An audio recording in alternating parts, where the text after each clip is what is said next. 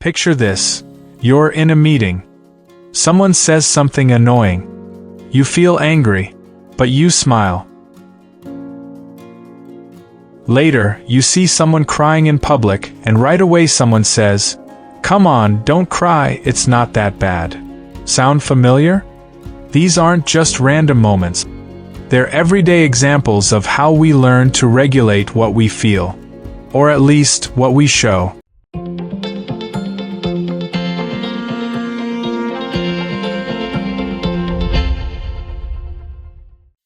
From a very young age, we're taught that some emotions are acceptable and others aren't.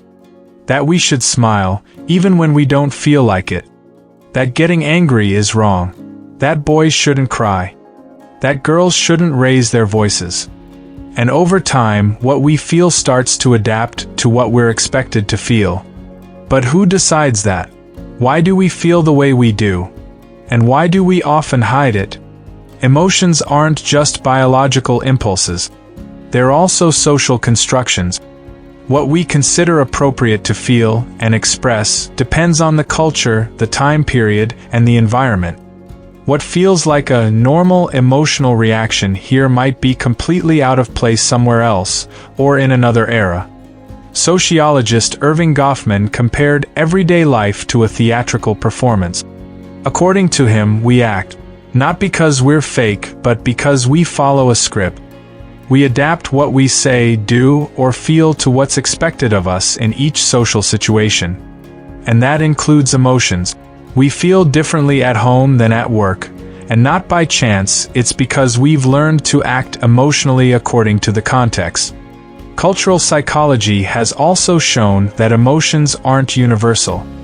Anthropologist Catherine Lutz, for example, studied communities where there wasn't even a word for sadness as we understand it. Instead, they had other emotional categories that we don't even name. This shows that emotions have history, language, and geography. So, are your emotions really yours? Yes, but they're also shaped. We don't feel from scratch. We feel through what we've learned. Through what's seen as appropriate, acceptable, or expected. Understanding this doesn't mean rejecting your emotions. It means looking at them more deeply, asking where they come from.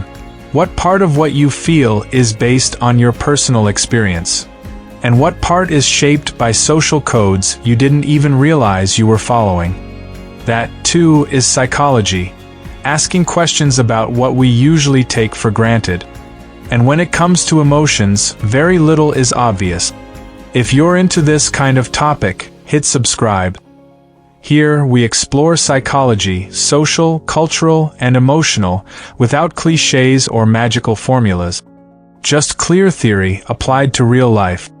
Because understanding how we work is the first step to stop running on autopilot.